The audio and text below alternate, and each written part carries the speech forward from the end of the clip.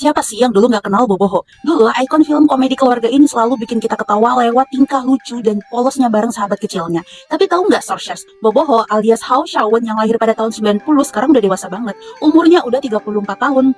Dan temennya si Aston Chen alias Chi Xiaolo yang juga dikenal lewat film-film kungfu yang lahir tahun 98 dan sekarang udah 36 tahun.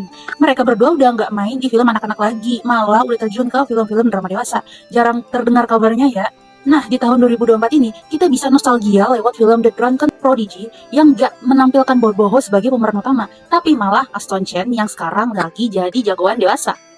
Hai Sorcer, selamat datang di channel Click Source dan sekarang kita berada di segmen Ellen Let's Movie Discussion. Oke, jadi di segmen kali ini, Min Source nih punya rekomendasi film keren buat Sorcers yang mau nostalgia masa kecil bareng si Boboho.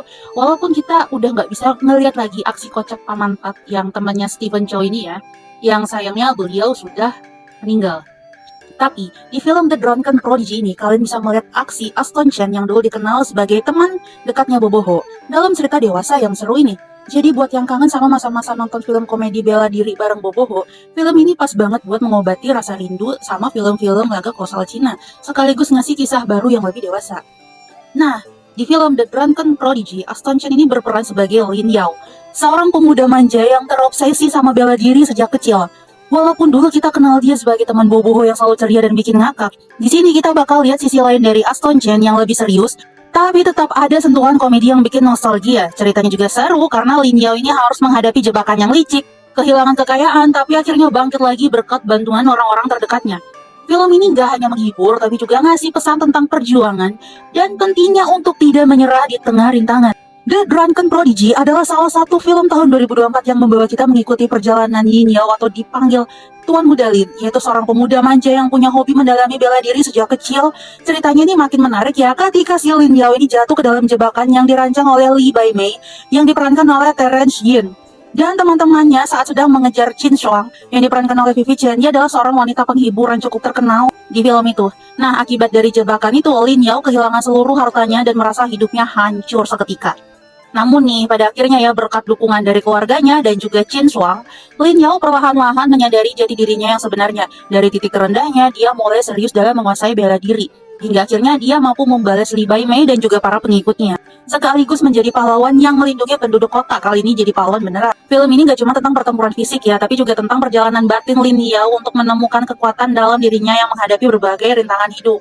Film ini sebenarnya nggak lebih dari cerita seorang pria manja yang selalu dilindungi ayahnya. Tapi perlahan-lahan mulai menemukan jati dirinya setelah dia ditipu oleh banyak orang. Terutama ditipu oleh kepercayaannya. Dalam hal ini, Lin Shi yang diperankan oleh si Stephen Chow alias Boboho. Sepanjang film kita bakal ketemu banyak plot twist. Tapi jujur aja nih, plot twistnya itu yang gak bikin Min Source terkesan sama sekali. Malahan, Min Source tuh ngerasa lebih kesel sama karakter utamanya ya si Lin Yao itu. Yang ternyata kelihatannya tuh, gampang banget dibohongin. Twist yang dihadirkan tuh kayak nggak lebih dari sekedar oh ternyata si A yang bantuin Lin Yao sebenarnya adalah musuh. Terus ada lagi misalnya oh si B yang awalnya dianggap sebagai penyelamat ternyata musuh juga. Ya nanti bakal dikasih lihat ya gimana awal mula perencanaan jebakan-jebakan ini. Hal ini justru ya bikin Min Source tuh gemes banget. Kayak terlalu predictable gitu. Tapi ya tujuan dari twist-twist ini kan emang untuk bikin Lin Yao alias si Tuan Muda Lin yang manja itu tersadar dan berubah menjadi lebih kuat. Setelah belajar jurus kungfu mabuk dari bibinya, dia akhirnya jadi jagoan kungfu yang sesungguhnya. Secara premis dan plot, Min Source nih jujur ya ngerasa nggak ada yang spesial. Alur cerita anak manja yang tersadar, belajar kungfu terus jadi jagoan itu udah cukup sering kita lihat di banyak film. Latarnya pun masih menggunakan Cina tradisional, bukan Cina modern. Jadi kesannya ya agak familiar dengan film-film kungfu lama. Tapi nih ya, hal yang menarik dari film ini tuh lebih ke faktor nostalgianya. Apalagi dengan para pemerannya yang dulu kita kenal waktu kecil. Soal angle kamera dan color grading ya entah kenapa Min Source tuh ngerasa nggak serak ya. Kurang serak sih sebenarnya. Salah satu yang bikin Min Source ngerasa sayang dari film ini adalah teknisnya ya. Harusnya ini kan tahun 2024 ya, ekspektasi visualnya tuh sebetulnya harusnya udah bisa lebih meningkat dan lebih HD lah. Tapi sayangnya film ini kelihatannya masih pakai pendekatan yang masih kerasa agak ketinggalan zaman. Meskipun ceritanya sebetulnya nggak jelek, namun pengambilan gambar dan juga color grading yang terasa old school justru nggak terlalu ngedukung buat bikin film ini terasa fresh di zaman sekarang.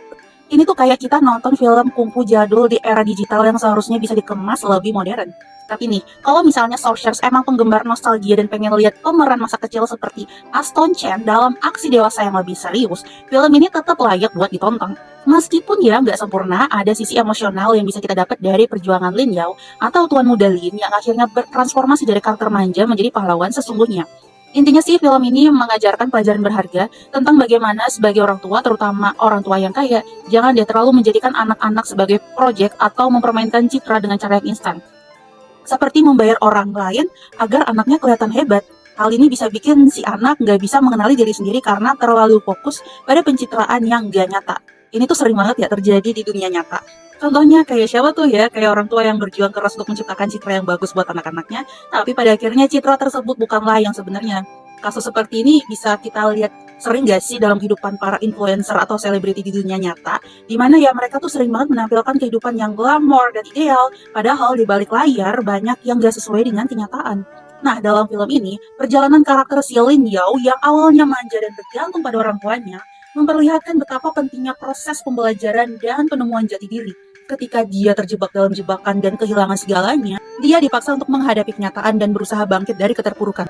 Hal ini mencerminkan banyak pengalaman di dunia nyata, di mana individu itu seringkali harus menghadapi tantangan dan kesulitan untuk benar-benar memahami diri mereka sendiri dan apa yang mereka inginkan dalam hidup. Setuju nggak? Film ini juga bisa menjadi refleksi tentang bagaimana tekanan dari orang tua untuk tampil sempurna di hadapan banyak orang ini bisa menghalangi anak dari menjalani hidup yang otentik dan menemukan jati dirinya sendiri. Karena terlalu mengandalkan citra luar yang dibangun oleh kekayaan dan status sosial. Alih-alih memberikan ruang bagi sang anak untuk tumbuh dan belajar dari pengalaman mereka sendiri, hanya akan berujung pada krisis identitas. Nah, di akhir film nih ya, setelah perjalanan panjangnya, Lin Yao alias Tuan Muda Lin akhirnya menemukan jati dirinya dan berencana untuk pergi ke Shanghai bersama dua orang partner setianya, yaitu Qin Shuang dan juga Lin Shi. Momen ini tuh menjadi titik balik yang sangat berarti, di mana dia itu nggak hanya berdiri di atas kakinya sendiri, tapi juga siap untuk menghadapi tantangan baru dengan dukungan dari teman-temannya. Namun nih ya, yang menarik perhatian Minsource nih, adanya clue atau petunjuk mengenai kemungkinan adanya film lanjutan. Ya, meskipun plot twist di film ini ya nggak begitu mengejutkan dan kurang berhasil menciptakan efek wow bagi Minsource sendiri, tapi hal ini justru menambah rasa penasaran untuk Minsource untuk bisa melihat apa yang akan terjadi selanjutnya dalam perjalanan Lin Yao alias Tuan Muda Lin. Penutup yang menggantung ini memberikan sinyal bahwa cerita Lin Yao itu belum sepenuhnya berakhir dan ada banyak potensi yang bisa digali dalam sequel yang akan datang. Jadi meskipun film ini memiliki kekurangan, ya rasa penasaran Minsource terhadap perkembangan karakter dan juga cerita berikutnya membuat Minsource sendiri menantikan film keduanya dengan cukup antusias. Oke, jadi secara keseluruhan Minsource itu mau ngasih skor 6,7/10 buat film ini. Kayaknya nanggung ya. Ya karena secara cerita film ini emang nggak terlalu spesial. Plot twist-nya bisa ketebak dan karakter utamanya juga aduh kayaknya gampang banget dibegoin atau gampang banget dibohongin gitu. Tapi ya meski begitu, Minsource tuh tetap mau kasih rekomendasi buat searchers yang suka banget nostalgia sama film-film kungfu Cina jadul. Meskipun ya teknis kayak angle kamera dan juga color grading-nya itu mungkin kurang serak buat Minsource, tapi mungkin buat kalian serak sih. Film ini tetap bisa bikin kita ingat masa-masa nonton film kungfu lama, apalagi karena ada Aston Chen dan juga Stephen Chow alias Bobo Ho yang bikin kita flashback ke masa kecil. Nah, kalau searchers mau nonton film yang santai dan gak banyak mikir sambil nostalgiaan, ya film ini cukup worth it sih buat ditonton. Maka dari itu, film ini meskipun memiliki beberapa kekurangan dalam plot dan presentasi, tapi tetap menawarkan pandangan yang relevan tentang hubungan orang tua dan anak dan pentingnya mengenali diri sendiri. Jadi, meskipun mendapatkan skor 6,7 dari Minsource, Minsource tetap bakal ngerekomendasiin film ini sekaligus menyampaikan pesan yang cukup dalam tentang gimana kehidupan dan juga pengertian tentang diri.